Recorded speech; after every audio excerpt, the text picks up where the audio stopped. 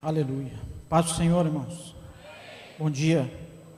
Pode se sentar em nome de Jesus.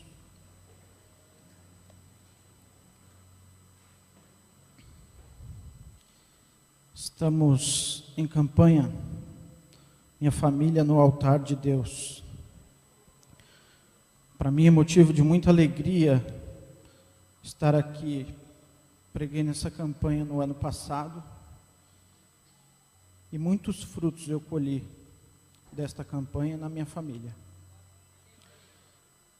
E eu queria saber se hoje você veio com o propósito de colocar a tua família no altar do Senhor. Abra sua Bíblia comigo em Mateus, capítulo 1.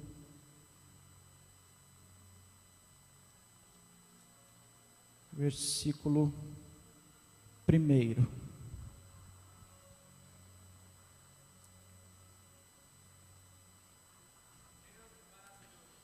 Mateus, capítulo 1, versículo 1. Primeiro livro, primeiro capítulo, primeiro versículo. Está escrito assim. Todos acharam? Está escrito assim. Livro da genealogia de Jesus Cristo, filho de Davi, filho de Abraão. Abraão gerou a Isaque, Isaque gerou a Jacó, e Jacó gerou a Judá e seus irmãos. Amém. Você pode fechar seus olhos por um minuto? Senhor Deus Todo-Poderoso, estamos aqui diante da Tua Palavra, e eu te peço, Senhor, que fale conosco. Fale conosco, Senhor, nesta manhã, para que possamos, meu Deus, entender o objetivo do Evangelho na nossa vida, e que possamos refletir isso na nossa família, em nome de Jesus, amém. Amém. Eu gosto muito do primeiro capítulo de Mateus, que mostra todas as pessoas que antecederam ao nascimento de Jesus, e eu suponho que se essas pessoas estão ali, e foram escolhidas para serem antecessores do nascimento do nosso Senhor, é porque Deus encontrou algo de bom nessas pessoas. Então eu imagino que sempre teremos algo de bom para encontrar na vida dessas pessoas. E no entanto, algumas pessoas, quando a gente analisa a vida delas, nem sempre podemos tomar como exemplo.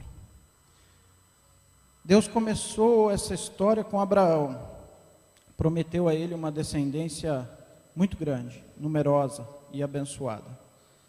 Abraão gerou a Isaque, Isaque gerou a Jacó. A irmã começou o culto falando de Jacó, e por um momento eu achei que ela ia pregar a mensagem. Jacó gerou 12 filhos, um deles foi Judá. Para que você entenda, um dos irmãos de Judá era José. José é aquele que foi vendido para os egípcios, morou no Egito, foi abençoado, próspero, gerou uma família. E quando falamos de bênçãos, sempre eu vejo pregadores falando de José. E no entanto, Judá é que tem um papel na descendência do Senhor Jesus. No entanto, Judá é que chamou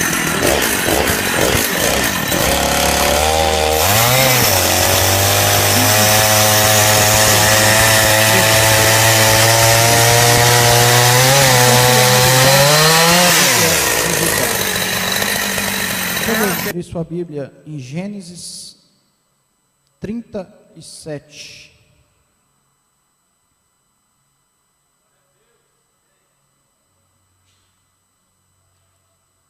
Primeiro livro da Bíblia também.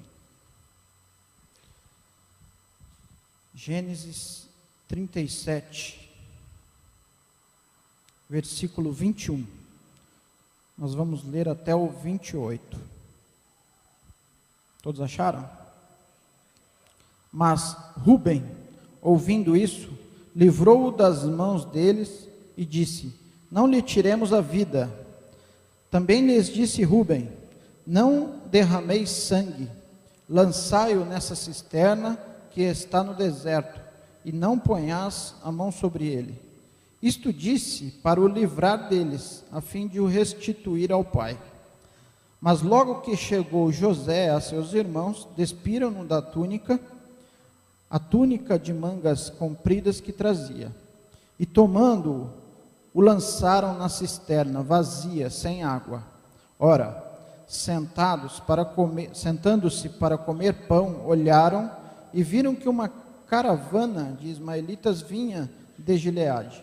Seus camelos traziam aromatas, bálsamo e mirra, que levaram para o Egito. Então disse Judá a seus irmãos: de que aproveita-nos matar nosso irmão e esconder-lhe o sangue? Vinde, vendamo-lo aos ismaelitas, não ponhamos sobre ele a mão, pois é nosso irmão e nossa carne. Seus irmãos concordaram. E passando os mercadores midianitas, os irmãos de José o alcançaram e o tiraram da cisterna e o venderam por 20 siclos de prata aos ismaelitas. Estes levaram José ao Egito. Amém. Essa passagem, ela se dá quando José teve um sonho e contou aos seus irmãos. Os irmãos então decidiram matá-lo, livrar-se dele. E estavam ali os 11 irmãos tramando contra a vida de José. Um deles então, que é o Rúben, teve a ideia de não matá-lo, não tirá-lo sangue, e teve a ideia de jogá-lo numa cisterna, para que depois que acalmassem os ânimos, ele fosse ali, pegasse-o de volta e levasse aos seus pais, ao seu pai. Judá então teve uma outra ideia. Mesmo assim, jogaram José nessa cisterna e o deixaram lá. Eu fico imaginando, mesmo que ele não quisesse matar, jogar num poço sem água, no deserto, certamente a pessoa vai morrer. Então Judá tem uma outra ideia. Bom, não vamos matá-lo, porque é nosso irmão. Vamos vendê-lo a esse povo que está passando aqui, e assim a gente não tem o sangue nas mãos. É a partir desse momento que eu começo a entender por que Judá foi escolhido para estar lá, dentro das pessoas que antecederam o nosso Senhor. Ele não tinha o mesmo coração que tinha seus irmãos. Ele não tinha o mesmo desejo, ele não tinha a inveja, ele não tinha o mesmo sentimento que aqueles irmãos tinham por José. Ele pensava diferente. E Deus está atrás de gente que pensa diferente, que pensa igual a Ele, que tem o coração próximo do dele. Nós nunca vamos fazer a diferença na nossa família enquanto estivermos pensando igual a todo mundo pensa. Nós só vamos ser alguém diferente na nossa família quando começarmos a pensar igual Deus pensa. Pastor, como Deus pensa? Com amor. O pensamento de Deus é aquele: o povo está morrendo pelo pecado, então eu vou mandar o meu filho para morrer por eles e trazer esse pecado numa maldição na cruz. Esse é o pensamento de Deus. Esse é o coração de Deus. E o nosso? O nosso é bem diferente. Quando pisa no nosso calo lá dentro de casa, acabou a paz, acabou o crente. Arrebenta com tudo. E aí todo um trabalho de exemplo que você vinha dando, cai por terra. Tem que começar tudo de novo. E eu creio que Deus viu esse pensamento diferente em Judá. Eu queria que você por um momento pensasse dentro de você, o que te traz aqui hoje, numa campanha pela família? Quem da sua família você pensou para trazer aqui no altar do Senhor nesta manhã? Será que pensamos?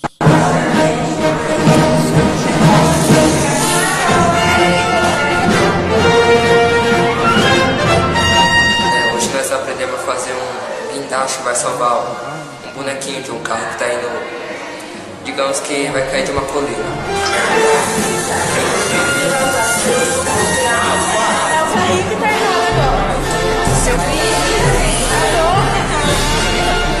Foi bem fácil programar, teve que usar. Não pensou no seu próprio filho. Fez o seu próprio filho morrer por nossos pecados.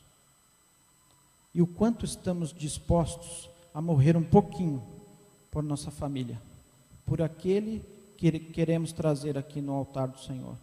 Porque trazer, de certa forma, é fácil. Eu trago o nome, ponho aqui na taça, participo da campanha e deixa Deus fazer o resto. Deus não vai fazer nada, querido, enquanto você não der o primeiro passo. Pastor, qual é o primeiro passo? Exemplo, amor, oração. E eu creio que Judá despertou isso em Deus. Mas nem tudo são flores. Eles venderam de fato o irmão deles. Foi para o Egito. Eles mataram um bicho lá, sujaram a roupa de sangue, levaram, falaram para o pai deles que ele tinha morrido. O pai sofreu, porque de fato José tinha algo diferente com Jacó. Não sei porquê, e também não nos cabe a julgá-lo. Só nos cabe entender qual era o propósito de Deus. E Deus então fica olhando aquilo, Jacó sofrendo, José foi embora, e a vida segue. Para aqueles irmãos, eles estavam livres do problema, livre daquele que podia tirar o bem-estar deles. Mas Judá não conseguiu conviver com isso. Judá tinha um coração diferente. E a Bíblia nos mostra que ele não conseguiu conviver com essa lembrança, com essa culpa. E aquilo remoía. E um pouco mais à frente, a Bíblia nos mostra o que aconteceu. Em Gênesis 38, capítulo 38, versículo 1. Aconteceu por esse tempo que Judá se apartou de seus irmãos e se hospedou na casa de um adulamita chamado Ira. Ali viu Judá a filha de um cananeu chamado Sua. Ele a tomou por mulher e a possuiu. Ela concebeu, deu à luz um filho, e o pai o chamou Aí começa o grande erro de Judá, por conta de uma mágoa, por conta de uma culpa, por conta de algo que ele não se conformava em ter feito. Deus já tinha dado a instrução desde Abraão: não se case com mulher que não for da sua terra. Abraão ensinou seu filho Isaque: não se case com mulher que não for da tua terra. E assim foi. E Judá tinha essa instrução, que ele não poderia se casar com mulher que não fosse de sua terra. Mas a culpa o corroeu tanto. Viver com o pai e os irmãos daquele jeito o corroeu tanto, que a história nos mostra que aos 25 anos ele sai de casa, deixa a casa de seu pai e se hospeda na casa desse homem, cananeu,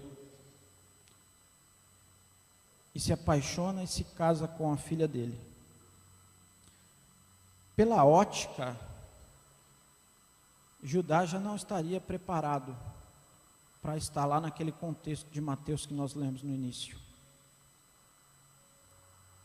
E o fato é que hoje você pode estar aqui, vindo de uma família cheia de problemas, carregando culpas do passado, carregando mágoas do passado, sem saber o que fazer, com erros cometidos no passado. Mas Deus viu em Judá algo que Ele precisa ver em nós. Judá apareceu lá naquela lista de pessoas, e eu fico perguntando, se eu continuar fazendo o que eu estou fazendo com a minha família, aonde Deus vai escrever meu nome?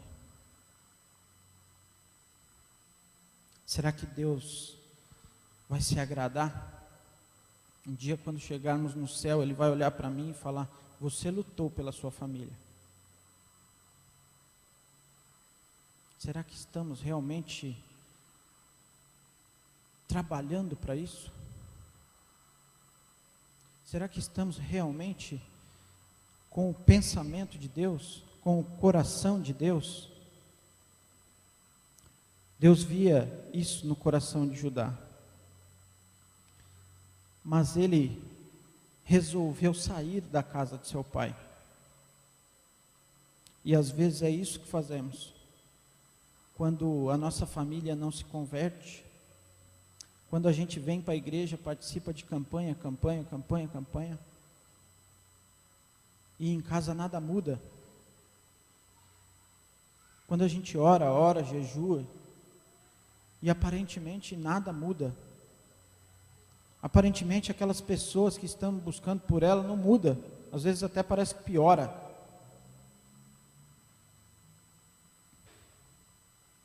E aí resolvemos sair da casa do Pai. É porque é mais fácil. É mais fácil dizer que eu não aguento do que continuar lutando. E às vezes falta pouco para Deus descobrir que a gente está próximo do pensamento do coração dele. E a gente põe tudo a perder. Pastor, como que é essa luta aí? Tem alguma coisa que eu tenho que falar para eles lá? Eu tenho para mim que o nosso exemplo fala mais do que nossas palavras. Às vezes é até melhor a gente ficar de boca fechada e dar o exemplo, do que ficar muito de boca aberta e pelo exemplo as pessoas não acreditarem no que a gente fala. A chance de, quando fazemos isso, a chance de cair no descrédito é muito grande. E aí você, ao invés de estar trabalhando por sua família, está piorando a situação. Qual é o pensamento deles? Ele vem, fala, mas faz tudo diferente do que fala. Eu vou lá para quê? Às vezes é isso que fazemos. O cuidado maior que temos que tomar hoje, na nossa vida, para a nossa família, é a nossa boca. Que às vezes coloca tudo a perder. Minha mãe diz ainda, que boca fechada não entra mosquito. E eu digo que não entra mosquito e nem sai bobeira. Porque Jesus disse que o problema não é o que entra, o problema é o que sai. Não adianta a gente vir aqui na igreja 7 dias por semana e entrar tudo que tem de bom, tudo que a Bíblia nos dá, entrar para dentro de nós, mas nada disso sai, não vai resolver nada. É como uma bexiga, que você abre a boca dela e vai colocando ar, vai colocando ar. Se você não abrir para sair o ar também, uma hora ela vai estourar. E o que é esse estouro na nossa vida? Você vai só retendo, vira um religioso, repete tudo que ouve aqui, mas não pratica. Eu tento decorar muitos salmos, alguns até já consegui, mas certa vez eu estava igual um maluco decorando um salmo, e Deus falou comigo: você não precisa decorar, você precisa praticar. De modo que quando você começa a praticar, não importa você saber repetir. Deus não me importa se eu tiver que lembrar um salmo, abrir minha Bíblia. Para isso que existe escrito aqui. O que eu preciso é praticar. Mas às vezes é mais fácil falar, porque falar tudo é fácil. Falando, tudo é possível. E a história de Judá segue com um casamento com jugo desigual, que ele já arrumou. Saiu da casa de seu pai, carregando aquela mágoa, desobedeceu a Deus, casando com uma mulher que não era de sua terra.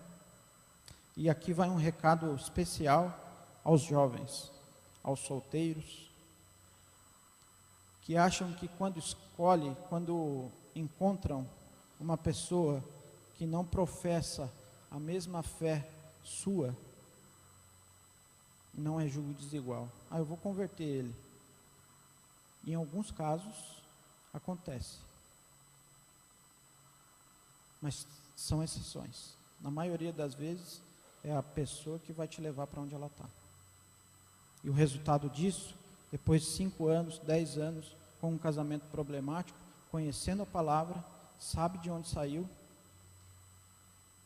e começa a lutar por um casamento que você começou desigual.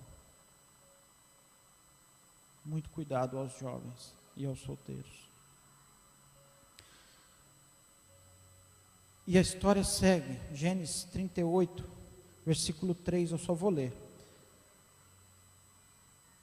Judá teve 3 filhos, tornou a conceber e deu à luz a um filho, e este deu à mãe o nome de Onã.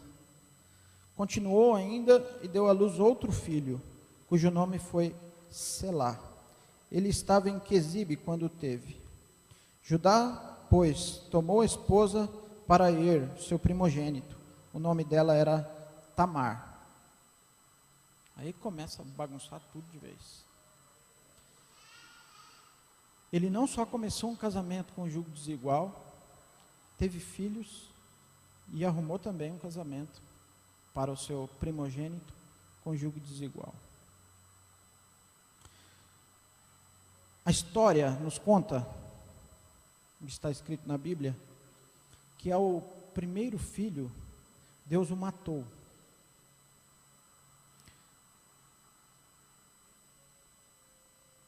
E eu fico pensando, nós conhecemos a Deus pelo amor. Um amor este capaz de dar o seu único filho para morrer por nós, como eu disse. E eu fico pensando o que esse rapaz tinha no coração e o que ele fazia para Deus o matar. A Bíblia diz, literalmente, que ele o matou.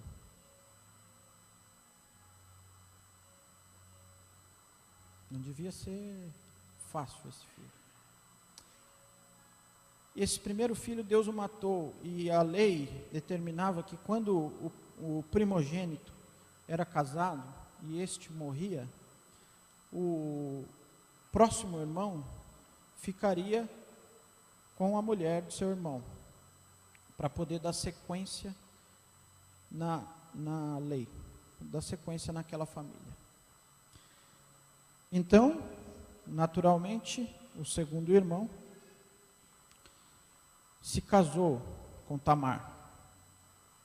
A Bíblia nos conta, em detalhes, que este segundo filho, ele era tão ruim, que ele não queria ter filhos, porque a descendência dessa mulher seria de seu irmão. Era assim que funcionava a lei na época. Então este homem, de tanta ruindade, ele não gerava, ele fazia tudo para não gerar filhos naquela mulher, para que o irmão dele não tivesse a descendência. E a Bíblia nos conta que Deus matou também esse, levou embora. Não era boa coisa. O terceiro irmão, então, entraria para ser o marido dessa mulher, Tamar. E eu fico imaginando a vida dessa mulher, que entrou numa família, tinha lá a vida dela, tinha seus sonhos, e entrou numa família que aparentemente era criada, foi gerada por uma pessoa que vinha da descendência de Abraão. Seria mais ou menos hoje, como uma moça jovem lá de fora do mundo, que não conhece a palavra, conhecer um rapaz que é crente. O pai e a mãe vai falar, nossa, ela conheceu um rapaz que é da igreja, esse é para casar.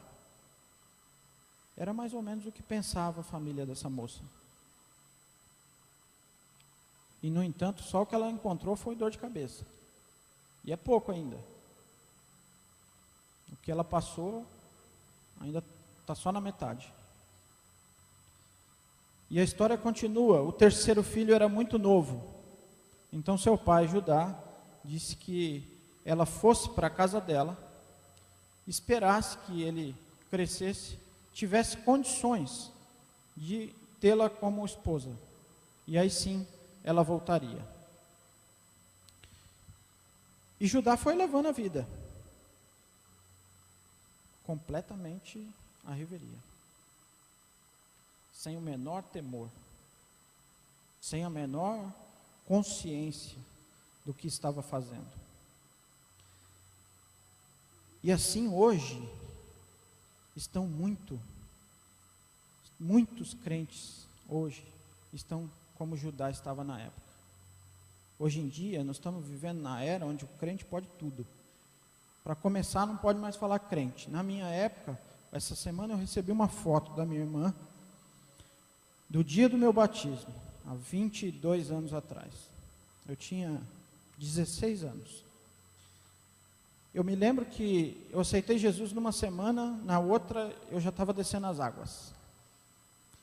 No dia que eu desci as águas, eu cheguei na escola que eu estudava na época. No intervalo a gente jogava baralho, fazia de tudo. E eu falei, a partir de hoje eu sou crente. Crente, era essa a palavra lá no passado. Era essa a palavra. Eu sou crente, eu não jogo mais baralho, eu não faço mais nada disso. Eu vou ficar num canto lá lendo a Bíblia todo o intervalo. E levava a Bíblia mesmo, grande. As Bíblias eram tudo grande, não tinha nem Bíblia pequena. Hoje em dia o crente é a paisana, porque leva o celular no bolso, não precisa nem... Eu andava com a Bíblia, debaixo do braço. E no intervalo, de um dia para o outro, todo mundo passava, e aí pronto, né? Aí era tiração de sarro, chacota. E era isso que Deus esperava de nós. Hoje em dia, o crente pode tudo, não carrega a Bíblia. O crente hoje é a paisana. Não fala mais crente. Eu sou cristão, sou evangélico, sou gospel, sou seguidor de Jesus. Esses dias eu ouvi, sou seguidor de Jesus, não sou crente. Que bom, né? Se seguisse nos atos, estava ótimo. E eu prefiro dizer, eu sou crente. E quanto mais antigo esse crente for, para mim, melhor. Porque hoje em dia, o crente mudou. O crente pode fumar, o crente pode beber, o crente pode trocar de mulher.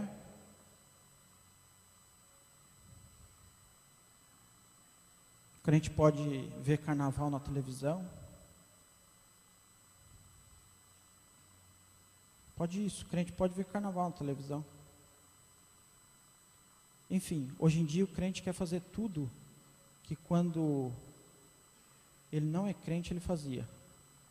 A diferença é que agora todo domingo ele vem para a igreja.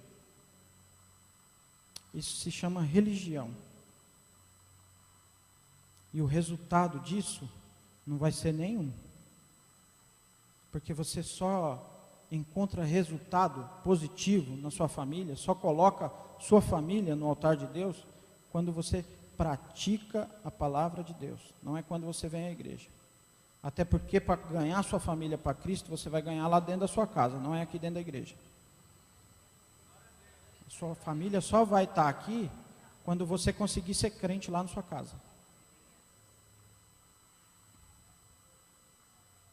É aí que eles vão vir para cá. E a história continua, e eu preciso correr. Judá então, certa vez, saiu de sua casa e andando pelos arredores de sua casa, encontrou uma mulher com um véu. Gênesis 38, 18. Eu vou ler, não precisa abrir. Respondeu ele: que penhor te darei? Ela disse: teu selo, teu cordão e o cajado que seguras. Ele, pois, lhes deu e a possuiu, e ela concebeu dele. Isso é o seguinte: Judá saiu e estava passando pelos arredores da casa de Tamar. Tamar então viu, colocou um véu e foi. Ele a confundiu com uma prostituta. E perguntou a ela o que ela queria. Ela então disse: seu cajado, o seu selo, o seu cordão e o seu cajado. Ele então deu isso em penhor a ela, achando que ela era uma prostituta. A possuiu e ela concebeu dele. Possuiu e foi embora. E ela foi para a casa dela. O tempo passou. Ela ficou grávida, concebeu dele. Ele voltou para reaver o que tinha penhorado. Ele disse a ela: vou deixar com você, depois eu mando um cabrito e pego todos os meus bens de volta. Essa história toda está escrita na Bíblia. E pego os meus bens de volta.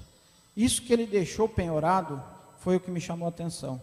E foi, creio eu, o que fez de fato Deus encontrar nele e confirmar aquilo que Deus tinha visto lá no começo. Ele então deu o cordão, o selo. O selo representa o quê, querido? O selo naquela época era algo que eles colocavam na carta quando eles mandavam uma carta a alguém. Uma família importante tinha um selo, tipo um brasão. Hoje, qual é o nosso selo? Como as pessoas conhecem a sua família? Como seus vizinhos conhecem? Ixi, esse daí vai lá na igreja todo dia, mas é uma brigaiada aí dentro. O selo é como as pessoas nos enxergam, é a marca que nós temos. De quem tem que ser essa marca? Do Espírito Santo. Ele então penhora também seu cordão.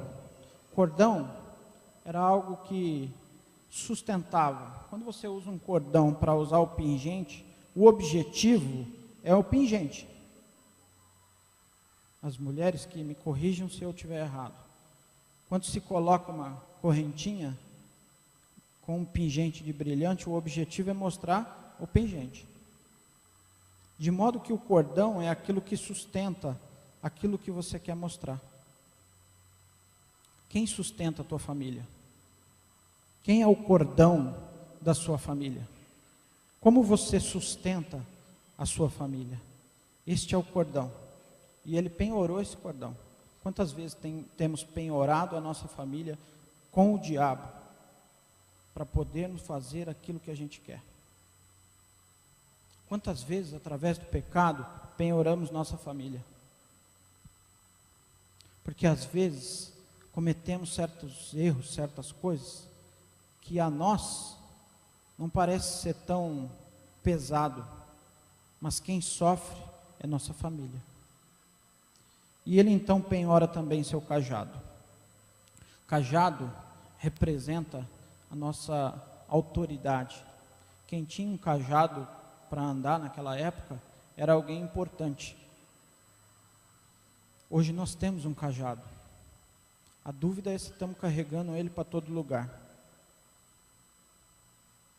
A dúvida é se quando a gente sai de casa de manhã para ir para o trabalho, nosso cajado vai junto. Ou se eu deixo ele lá em casa só para trazer na igreja domingo que vem. A dúvida é se eu uso o cajado lá no meu trabalho. A dúvida é se as pessoas estão vendo o cajado comigo. A dúvida é se as pessoas conhecem a Deus através da minha vida. A sua família precisa ver o cajado na sua mão. E não é o cajado de bater. É o cajado do amor. É o cajado de um abraço amigo. É um cajado de uma visita. É o cajado que Jesus nos dá, do amor. Mas é isso que o diabo quer tirar de nós. O selo, o cordão e o cajado. Ele quer tirar a nossa identidade, quer tirar aquilo que sustenta a nossa família e quer tirar principalmente a nossa autoridade, que é a nossa autoridade que é capaz de expulsá-lo e de fazer a vontade de Deus. Após penhorar, ele volta para colher os seus penhores. E nesse momento, Tamar se revela. Então ele diz a frase que eu acho que Deus confirmou naquele momento o que ele tinha pensado para a vida de Judá lá atrás. Que está em Gênesis 38, 24. Passados quase 3 meses, foi dito a Judá: Tamar, tua nora, adulterou, pois está grávida. Viram ela grávida, não sabia que era ele, então ele foi lá tirar satisfação. Então disse Judá: tirai-a fora para que seja queimada. Em tirando-a, mandou ela dizer a seu sogro: do homem de quem são essas coisas, eu concebi. E disse mais: reconhece de quem é este selo, este cordão e este cajado? Reconheceu-os Judá e disse: mais justa é ela do que eu, porquanto não a dei a selar meu filho, e nunca mais a possuiu. E aconteceu que, estando ela para dar à luz, havia gêmeos no seu ventre.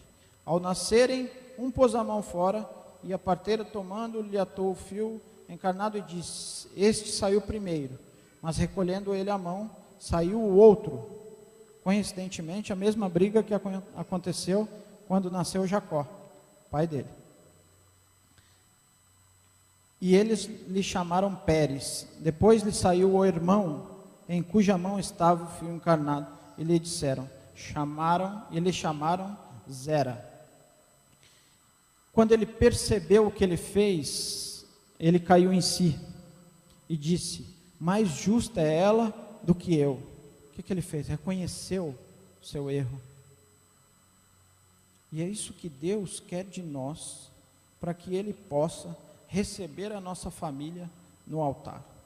Não adianta eu achar que só porque eu sou crente, agora eu sou santo, e a minha família tem que estar no altar, só porque eu me batizei. Não é assim. A nossa família vai estar no altar quando Deus tiver condições de recebê-la. E Ele só vai ter condições de recebê-la quando a gente tiver condições de trazê-la de fato. O quanto estamos dispostos a orar por nossa família? Certa vez, tem uns meses isso, eu vim na oração, meia-noite, cheguei em casa 1h. Estavam minha esposa, meus 2 filhos, conversando. Alguns problemas que estavam acontecendo com meu filho mais velho.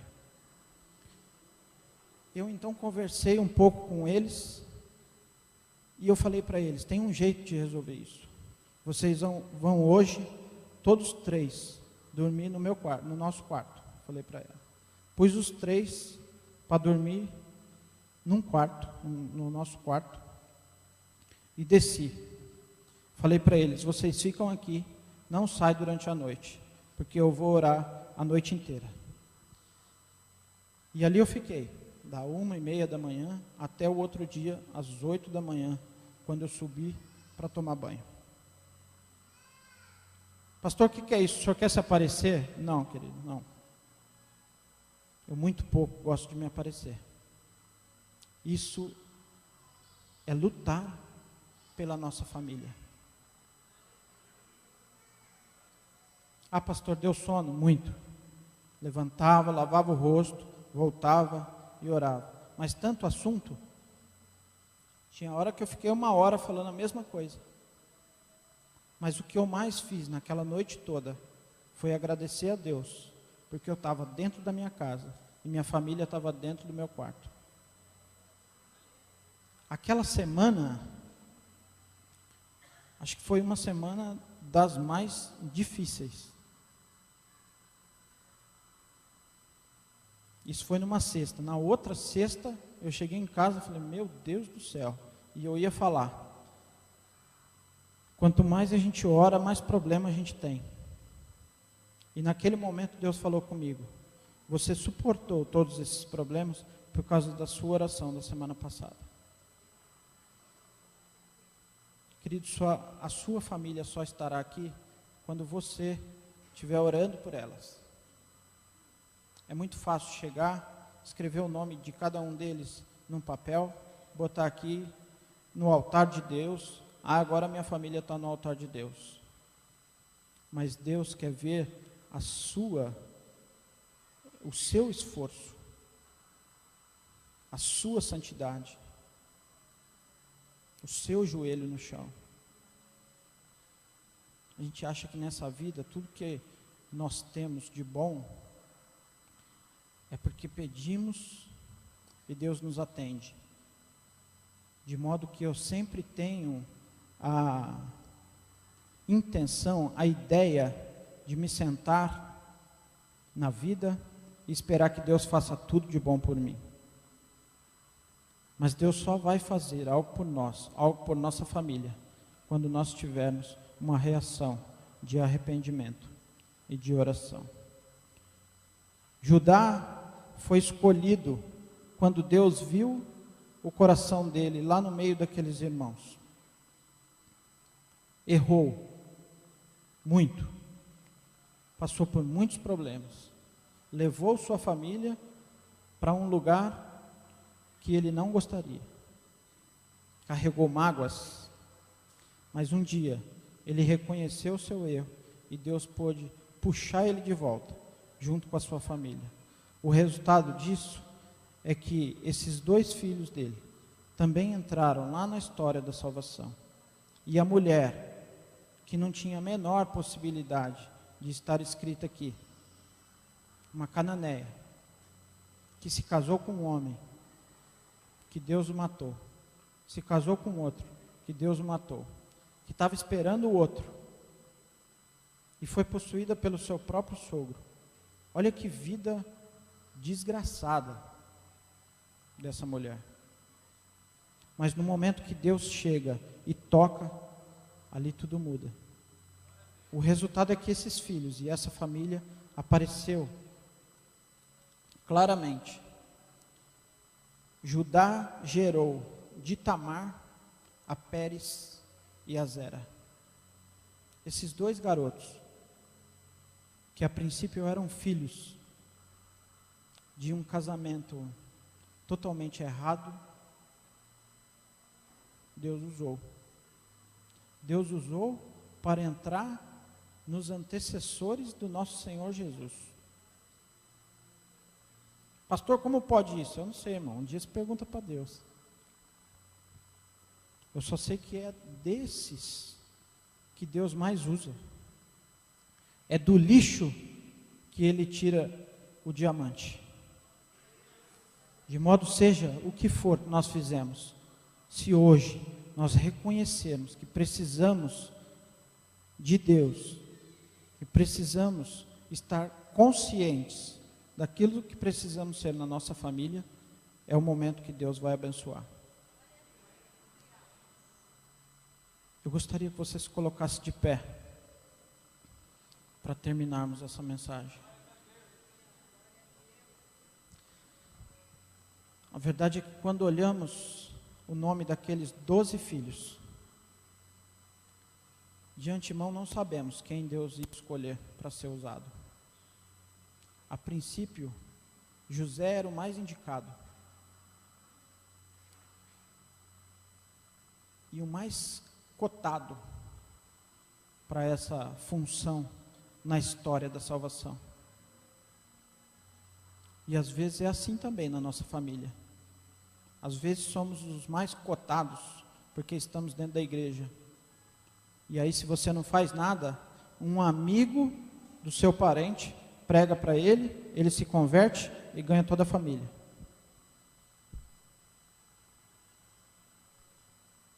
Às vezes acontece isso. Mas hoje temos que ter a consciência de que, se reconhecermos que precisamos de Deus e nos prostrarmos, nos conscientizarmos de que precisamos estar de joelho dobrado, a nossa família estará no altar de Deus. Amém? Você pode fechar seus olhos? Deus, em nome de Jesus eu te agradeço, Pai, te louvo, te bendigo, exaltado é o teu nome. Pai, esteja com cada um de nós aqui nesta manhã e faça, Senhor, com que nós possamos entender que precisamos ter uma vida de oração, uma vida de devoção ao Senhor, para que a nossa família entenda a mudança na nossa família, para que a nossa família veja a mudança em nós primeiro, para que sinta, Senhor, a atração pela Tua Palavra, para que sinta, Senhor, que algo em nós mudou. Pai, eu te agradeço por estar aqui, te agradeço por tudo que tens feito no meio de nós, e te peço que continue conosco, em nome de Jesus. Queridos, eu gostaria apenas de fazer um convite. Se você está aqui hoje e nunca tomou a decisão de aceitar Cristo como seu único e suficiente Salvador, levante sua mão, que eu vou orar por você. Se você está aqui e entende que algo precisa ser mudado, que algo precisa ser feito por você diante de Deus, para que a sua família esteja no altar de Deus, levante sua mão que eu vou orar por você. Eu vou orar para que Deus te ajude, te dê sabedoria, te dê forças, porque não é fácil. Ter uma família não é fácil. Levar uma família ao altar de Deus não é fácil. Cuidar de filhos não é fácil. Ter filhos não é fácil. Por isso que precisamos cada dia mais ter a consciência de que precisamos. Levante sua mão, feche seus olhos. Pai, em nome de Jesus, eu te peço, meu Deus, que agora o Senhor coloque uma porção de sabedoria na vida de cada um de nós, para que nós possamos, meu Pai, saber cuidar da nossa família, em oração, em exemplo, e acima de tudo, meu Pai, que eles possam ver em nós a sua imagem e semelhança. Pai, abençoa cada um de nós, em nome de Jesus. Você pode louvar o Senhor?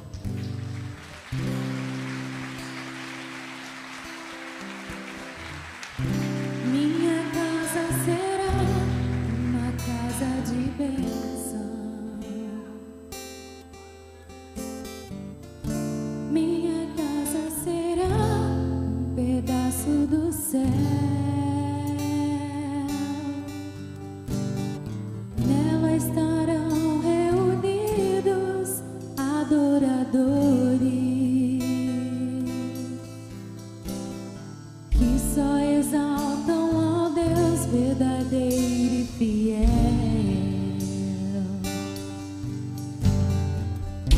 Minha casa será reconhecida como um lugar de milagres e oração.